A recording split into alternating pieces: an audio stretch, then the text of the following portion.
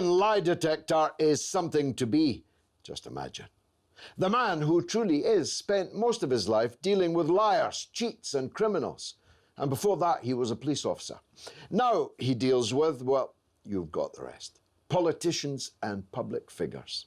And through forensic investigations of what they say, how they say it, and even how they stand while they're saying it, he produces uncannily expert evidence as to their characters. He is Darren Stanton.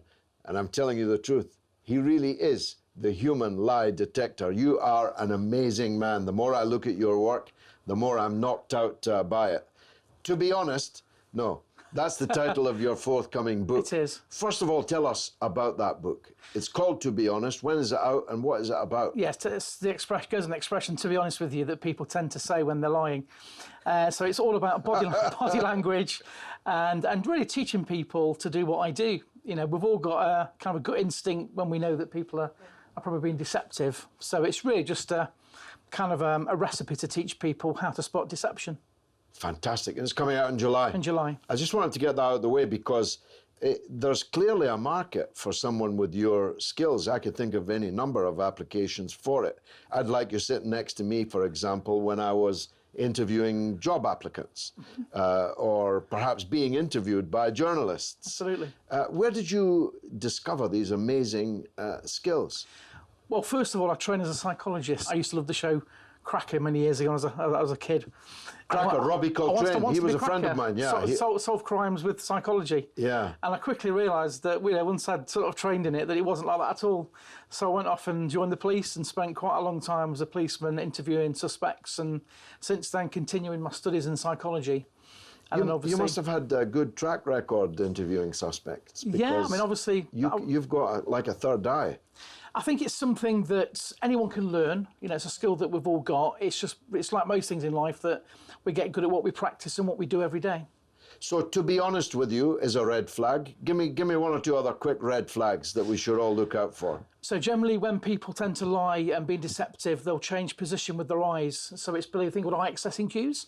So right-handed people tend to look left for information they're remembering, whereas when they're on the spot and they're trying to come up with a plausible answer, they'll shift eye position. So changing eye positions is another red flag.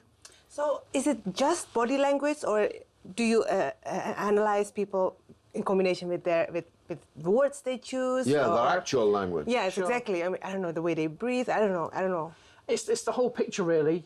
Different to a polygraph that, you know, we sort of hear about sometimes. Yeah. A polygraph is really measuring physiological responses to stress. Yeah. So, you know, if we were doing a polygraph machine, we'd have a band placed around our chest which would measure our breathing, a pulse sensor on our finger, and a thing measuring our sweat, because it said that when we lie, breathing gets quicker, our pulse races, and we sweat. But it's been proven that, you know, even innocent people can give off something called false positives, which is why none of this is actually, like, you know, lawfully evidential. Yeah. So it's there to assist and help in sort of investigations. So when I first look at somebody, I'm getting a baseline. So we all have a natural resting state of the way that we talk with our hands or when we look with our eyes, and the speed and the pitch that we talk at. So we've got natural resting gestures. But when people are stressed and the perception is that we're going to be caught in a lie, and I'm talking not just things that we might say to a friend or partner that, yeah, you know, you look great in that new dress, or your hair looks fantastic, because they're white lies that we say every day to avoid social awkwardness, and we don't want to hurt people's feelings. So the kind of things that I'm involved in are, you know, deception, fraud, things like that nature. Yeah. So there'll be distinct changes in patterns of behaviour when that person's experiencing a lot of stress, and we call it detection apprehension, when that person perceives that they're close to being discovered. So the irony is that the more they try to keep that lie in, the more the lie wants to get out, and that's called leakage. It's not a nice word. So the body leaks out this information. Yeah. So if you know what to look for and know how to decipher it, you can see it quite easily. But that presupposes the liar is stressed because they're lying. Yeah. Isn't it the case that the better the liar they are, the less stressed they'd be while telling lies? That's a good question, George. And research has shown that even no matter how well people are trained, so even certain politicians, even though they may be well trained. In a minute. Yeah. The truth is that I said the statement there, but I am being honest. The truth is that because they've got the same neurology and physiology as the rest of us, they can only juggle so many balls, so to speak. So at some point, if they're particularly stressed about delivering certain information to the media, for example, at some point, they won't be able to consciously keep a lid on some of these tells that they give off. Is this culturally across the world the same, or different rules apply in different regions? Another fantastic question. Although there's cultural differences throughout the world, research which was done by a guy in the States called Paul Ekman discovered that even though, beyond culture, we've all got only 7 universal laws of human expression. Only 7. So we can be happy, we can be sad, we can show anger, we can be afraid, we can be surprised, and we can show contempt and disgust. And even people that have been blind since birth are genetically innate with these same expressions. Really? Yeah. I never knew that. Yeah. Now, I didn't need you to tell me when a politician's lying because I saw their lips moving. But of course, some lies are bigger than others, some are bigger liars than others. And of course, some are paragons of virtue, Absolutely. we should say, for balance. The political class, even in my time, have developed a lot more skill in conveying actuality that isn't quite right. How do you analyse the current, crop of political leaders who are lying, who are not, and who are good at it and who are not? I think the 2 world leaders that do come over being quite truthful and seem to have a lot of integrity seem to be Mr. Macron and Trudeau. To me, they kind of, what you see is what you get. So all of their non-verbal behaviour is consistent with what they say verbally. Really? Yeah, so for me, they're 2 people that stand out as being, quite truthful most of the time. Well, the clue was in his name, Trudeau. Well, whilst we have you here, Sure. I've got some clips of other world leaders. Okay. And we would love to hear your Sure. analysis I'll do my on best them. for you. First of all, we've got Trump and his speech on the Iran deal this week. Do you need the sound? No, non-verbal's fine. My fellow Americans, I think a number of things come over to me in this clip straight away, just in terms of the way he's conveying the information. President Trump is quite an animated guy. Now, we've seen in the media recently certain postures that people have adopted, sort of spreading their legs and sort of holding out their arms. The more space that we occupy, and we've seen this in sort of like red carpet situations with celebrities, so the more space that we occupy, it's linked to their perception of how powerful they are. So, for example, usually with Mr. Trump, he's very, very animated. And in this clip, he's quite stoic. He's trying to come over very solemn, like he's doing the world a favour, so to speak. Yeah. And we see this gesture quite a lot, which that's just in his mind. That's just making certain key points. So he tends to do that. He just, as I've said that, he's made that gesture, and also we see him squinting quite a lot as well. So that maybe he can't see the auto cue, or maybe it's just to reinforce a point. So this is a switch. He's all about that bigness, He's all about big, so with a handshake as well. Double handshakes. He's changed of late as well, because when he was first inaugurated, I did quite a lot of work all around the world on his handshake. So what he was doing is his bone crusher handshake, which is a link to power and assertion. And then Mr. Trudeau was on the White House steps, and I think he'd already been briefed, because Trump, he had this what we'll call like a yanking gesture where he'd pull people towards him. Yeah, exactly. And if they went with him, he kind of knew they'd be relatively compliant.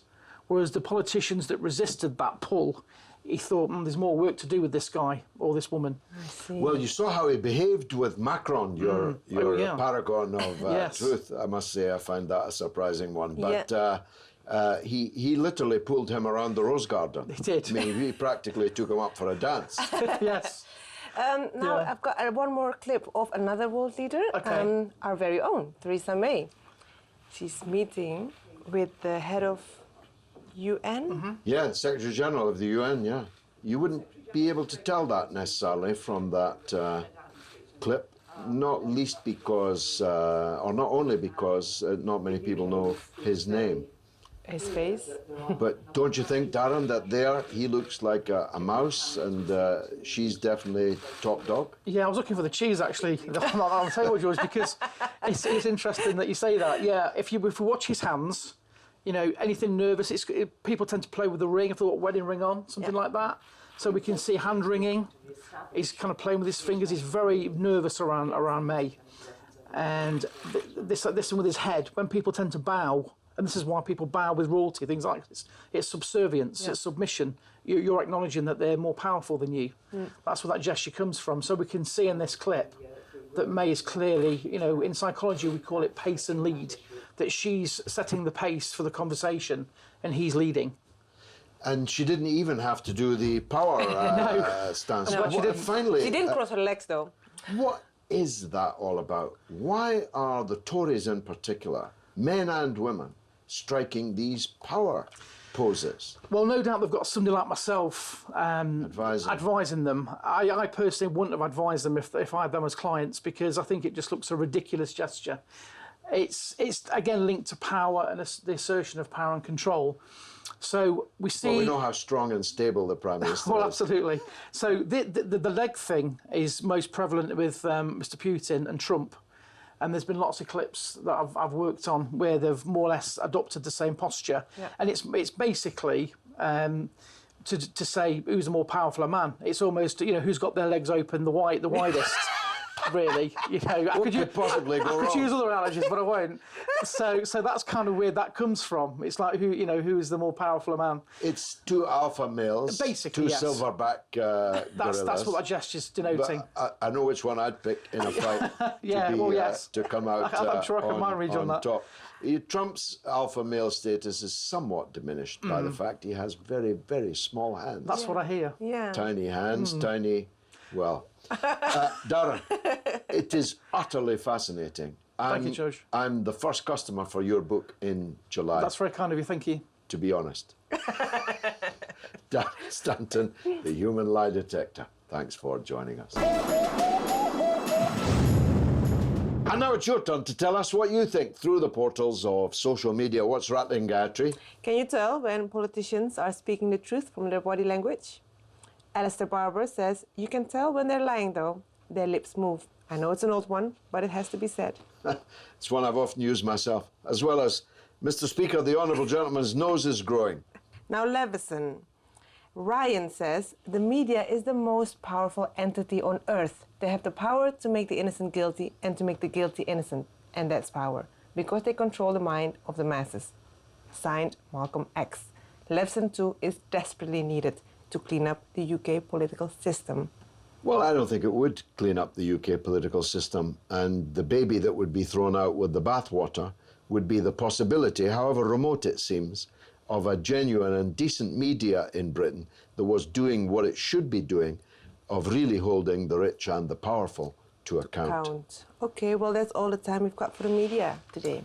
Which, alas, means that's the end of the show. But you can stay in touch with us on our social media feed, Twitter and Instagram, RT_Sputnik, or on Facebook, Sputnik on Russia Today. It's goodbye from me, Gayatri. And from me, George Galloway.